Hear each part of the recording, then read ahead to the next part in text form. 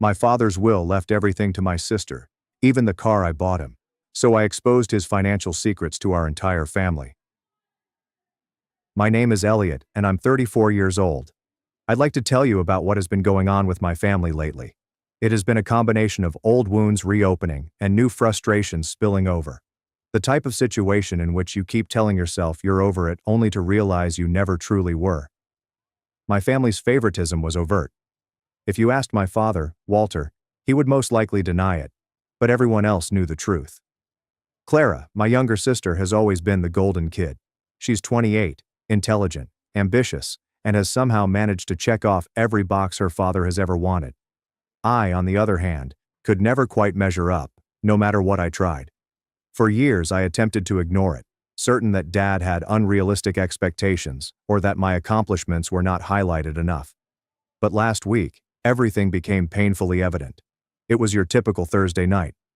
Mom prepared dinner, and Dad, Clara, and I sat at the table. We were not close, not really. We had never been the type of family that sat around and shared every detail of their life. It was more of a formality, a weekly check-in in which everyone was physically there but emotionally detached. The talk that night was difficult, as it usually is. Dad was quieter, more restrained than usual. I assumed he was exhausted. Then, while I was telling Clara about a new project at work that I'd been looking forward to for weeks, Dad interrupted with a sharp, frigid voice. "You will never be good enough, Elliot. You simply don't grasp it." He didn't express it as a joke or casual observation. No, it was as if a verdict had been given in front of Mom and Clara, but nobody said anything. I felt my face flush and my hands stiffen. The words hung in the air, thick and oppressive. I wanted to say something, but didn't. A part of me wanted to scream, while another wanted to escape.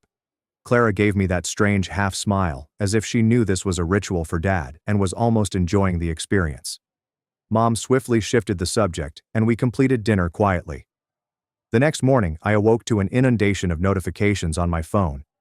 Dad had written a lengthy comment on Facebook praising Clara's huge promotion. She had been elevated to senior director at her firm, which she had undoubtedly worked hard for.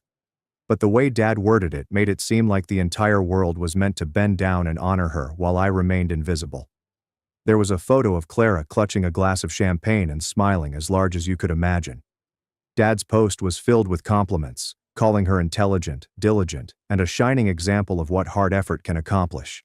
It was real in parts, but it primarily felt like a public announcement that she was favored. The fact that there was no mention of me wounded the most.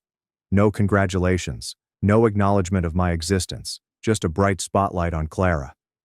I sat there scrolling through the comments, friends and relatives all congratulating her and asking when the party would be, and I realized that, even in the eyes of our family and friends, I was the overlooked child.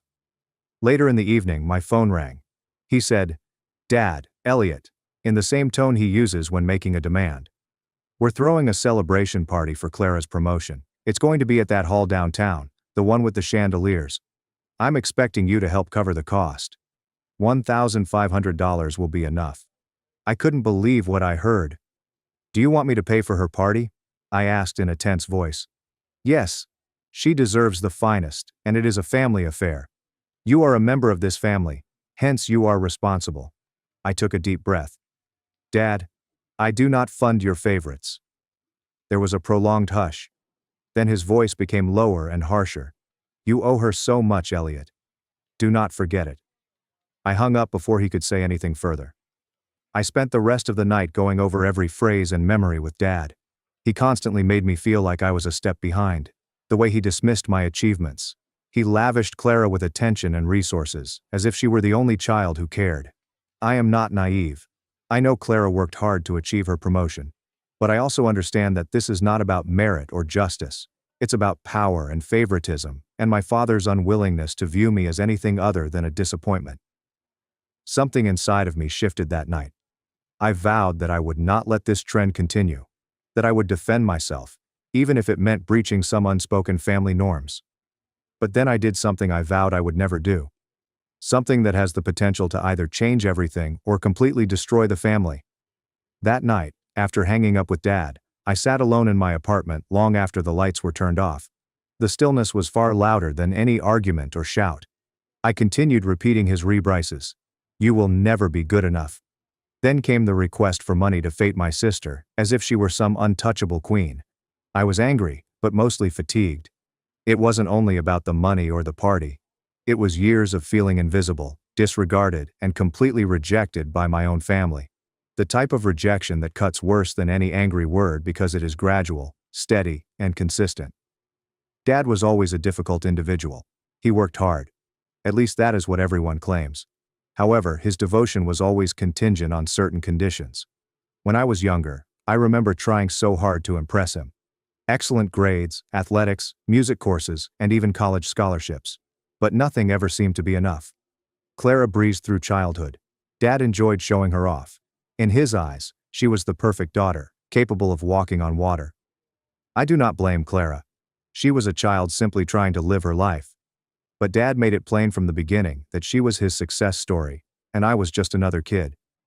Every accomplishment I had was either rejected or overlooked. When I got a decent job right out of college, Dad barely looked up. But when Clara received a summer internship, Dad proclaimed it to every family member and friend as if it were a national holiday. Mom, she was different. She adored both of us, but she rarely intervened when Dad got like this. Sometimes I believe she simply didn't know how to fight him. Perhaps she thought this was the way things had to be. Mom's eyes twitched with regret during the dinner where Dad started saying I'd never be good enough. But she said nothing. I later found that she felt constrained, as if she couldn't intervene without worsening the situation. This left me torn between two people who should have been my biggest supporters, but weren't. 2 days following the call, I received an official invitation to Clara's promotion celebration in the mail. It was elaborate gold foil lettering on hefty card material, accompanied by a reservation at an expensive venue with live music, fancy catering, and an open bar. I looked at it for a long time, my stomach twisting. I knew Dad was using this celebration to highlight Clara's accomplishment to everyone, including their friends, colleagues, and neighbors who had watched us grow up. It was a public spectacle, a trophy display, and I was supposed to pay for it. I was not only angry anymore, I felt manipulated. The following day, I called Dad back. Dad, I spoke softly. I'm not sending you any money for the party. There was a lengthy gap. Then his voice became colder, sharper than before. That is disappointing, Elliot. I thought you'd do the right thing for your sister. I'm doing the right thing. I'm not going to bankroll a party where I'm not even acknowledged. Maybe you're not the right son after all. I could hear the hidden threat behind that. The insinuation that if I didn't follow his rules, I'd be kicked out entirely. I informed him, I'm done playing your game. I hesitated whether to tell Clara about it. We had never been close, but I hoped she would understand. After all, she has faced her own challenges. But when I brought it up, she didn't simply dismiss it.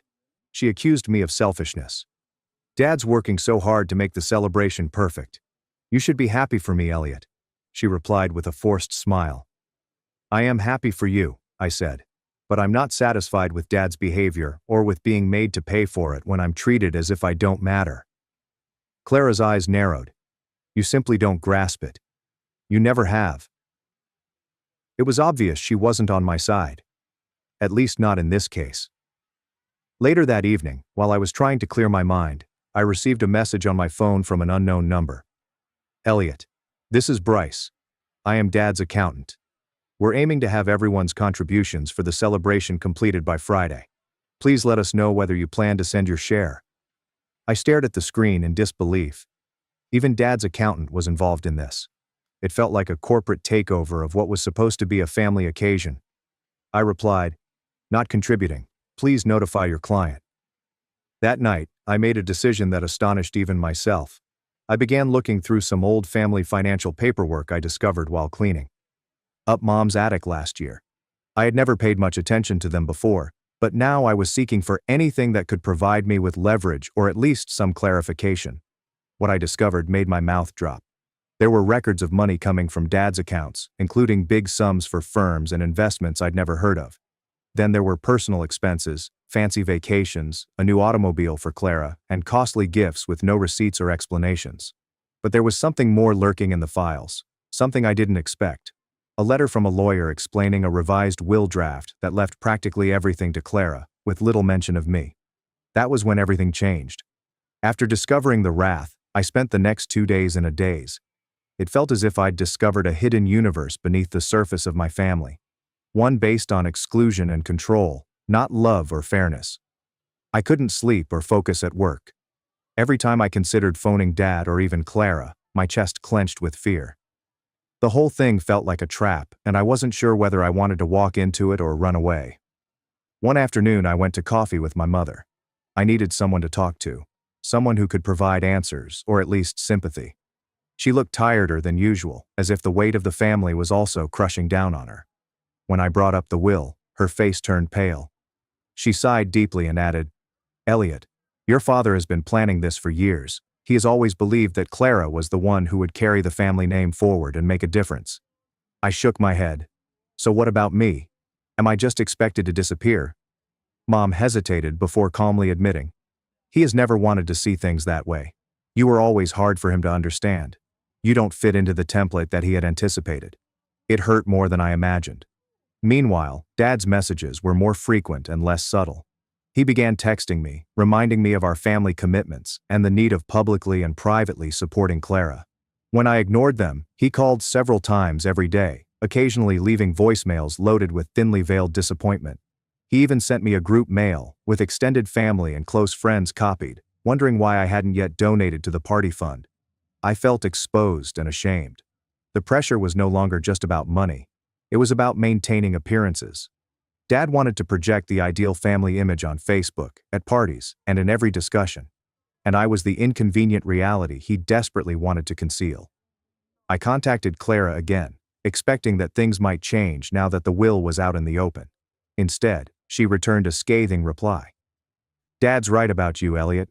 You don't understand how hard this has been for him. For me, maybe if you weren't so focused on yourself, you'd see that." It was as if she had become a defender of the one thing that was hurting me the most. It felt like betrayal, but I also recognized she was imprisoned in her own way, wanting to hold on to the favor her father had given her, no matter the cost. The celebration was less than a week away, and the family's stress was intolerable. Dad became increasingly distant from me, chilly in his texts, and Clara was preoccupied with party arrangements that excluded me altogether. I received a call from the event coordinator, who had been copied by Dad, inquiring whether I wanted to RSVP or send a present. I told her no. The planner seemed taken aback but courteous. Dad was clearly trying every tool at his disposal to coerce me into compliance, and I was holding firm, albeit barely. One night, while lying awake, I considered who I wanted to be in all of this. The child who passionately desired to belong and be loved by his family, or the adult who refused to be marginalized, neglected, and dominated any longer. I made a choice. I was going to address this directly, not just for me, but to expose the entire unfair, toxic relationship. However, doing so would put everything at jeopardy, including family gatherings, relationships, and possibly even my peace of mind. The days leading up to the party moved at a glacial pace. Every notification on my phone made me nervous. I knew Dad was watching, waiting for me to give in, send the money, and resume my role as the faithful son who paid for his sister's spotlight. But I did not. Instead, I started quietly plotting. I began by accumulating more evidence. Not only did I prepare the will, but I also looked through all of Dad's financial records, hidden transfers, invoices for lavish presents, and even payments to a firm that appeared to be registered in Clara's name but was actually run by Dad. It was a web of money moving behind the scenes, demonstrating how Dad directed his riches and attention solely toward her. I scanned the materials, made copies, and saved them securely. This was going to be my leverage and insurance. I also secretly contacted a family lawyer. I wasn't sure I wanted to launch a legal battle, but I needed some advice, someone neutral who could explain the meaning of these documents and my rights. I stayed at home the night of the party, while the rest of my family and friends gathered in that huge hall downtown. I did not send a gift. I did not attend. I surely did not send a cent. Instead, I tried something else. I sent a carefully worded email, not only to Dad, but also to the extended family, Clara's colleagues, and a few close family friends. In it, I detailed everything I'd discovered, while emphasizing Clara, the financial trail, and most crucially, Dad's habit of favoritism, which had rendered me and others invisible and unsupported for years. I framed it carefully. No allegations, only facts, doubts about fairness, and a need for transparency. I had sinned, pulse beating, knowing there was no turning back. The reactions were quick. Some relatives were shocked, while others were angry, most of which was aimed at me for airing dirty laundry. Clara called me furious and accused me of betrayal. Dad remained silent at first, but the tension was evident. In the days that followed, murmurs and awkward talks circulated among the family. Invitations were returned. The messages went unanswered. Dad's immaculate family image was breaking. But for the first time, I felt strangely relieved. The truth came out dirty and raw. After sending the email, my phone kept buzzing for hours. At first, I didn't have the courage to read any of the comments. I just sat immobile on my couch, staring at the pale glow of my screen as if it was about to catch fire. It was bizarre. For many years, I had waited to be heard. Now that I was here, the silence in my flat was deafening. I was expecting to feel triumphant, but instead felt more like loss, as if I had just buried the last illusion I had about my family. I eventually got up the confidence to read the messages. They are divided into 3 groups. The first group consisted of silent support, a few cousins, and an aunt who reached out discreetly to say they, too, had noticed the partiality, even if they had never expressed it before. Eleanor, a cousin, commented, "I always wondered why your dad treated you like a distant cousin at reunions while Clara got a welcome parade. I'm sorry it took this long for someone to speak up." The second group was silent, a thick, revealing quiet. These were the ones who did not want to take sides, those who preferred quiet holiday feasts and tidy social media photos. I didn't blame them, but I didn't like their impartiality either. Then there was the third group, the defenders. They came in quickly and loudly. One of Dad's old pals emailed me back with a brief reply that said, "I'm not sure what your purpose is, but I recommend you think twice before hurting your own family," as if the family hadn't been slowly crumbling for years. 2 days after the celebration, Clara shared a lengthy note on her social media profile. It started like this: "When people are jealous, they will say anything to bring other people down. I've worked hard for what I've accomplished, and I refuse to let resentment dampen my delight in this moment." She didn't mention my name, but she didn't need to. The message was plain. I was being portrayed as the ungrateful, angry sibling attempting to destroy her special day. Her pals flooded the comments with things like, "So proud of you," "Don't listen to the haters," and "You're a star." A few family members even added their support. I did not respond. I did not have to. A few evenings later, Mom contacted me. I could hear the exhaustion in her voice before she said hello. "Elliot," she replied gently, "I received your email." Her pause after that was extremely long. I assumed the call had dropped. "I should have done something sooner," she finally admitted. "Your father has always had a strong personality. He knows how to make people feel small when they don't conform." I wasn't sure what to say. I wanted to be angry at her for not defending me sooner and for not challenging Dad, but I also knew she lived in his shadow. "Did you see the will?" I asked quietly. "I did," she replied. "It is real. He had it drawn out last spring. He said it was to preserve the family legacy. When I asked about you, he answered, 'Elliot will be fine. He doesn't need anything, like you were a stranger.'" She was in tears. I never agreed with it, but I was terrified of the consequences if I pushed. It was the first time I heard regret in her voice. I'm filled with deep regret. In the weeks that followed, the family did not implode, but rather cracked. Subtle alterations began to occur. My uncle Graham, Dad's younger brother, called me out of the blue. We hadn't spoken for years. He explained, "Your father's pride has always been an issue, but I had no idea it had gotten this far." We spoke for an hour. He told me stories about their youth, how Dad was always competitive, even with his own brothers. Graham stated, "You're not the first person he's tried to drive out of the circle."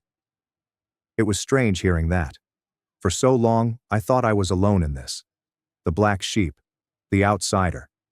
But suddenly I was understanding that maybe Dad had always been the one who built walls.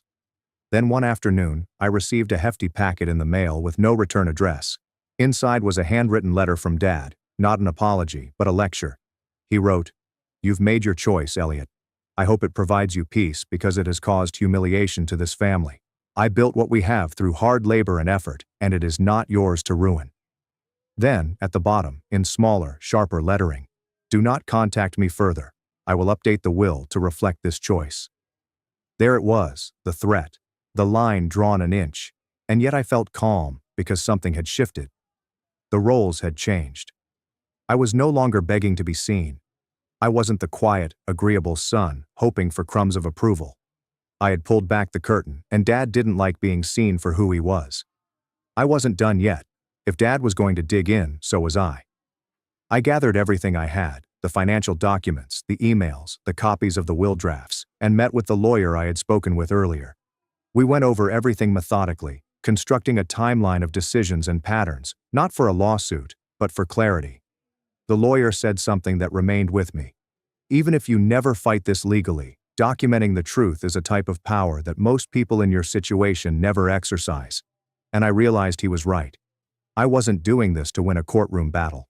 I was doing it to finally say, without doubt or apology, that what had happened was true and wrong. A week after Dad's letter, I received a brief text from Clara.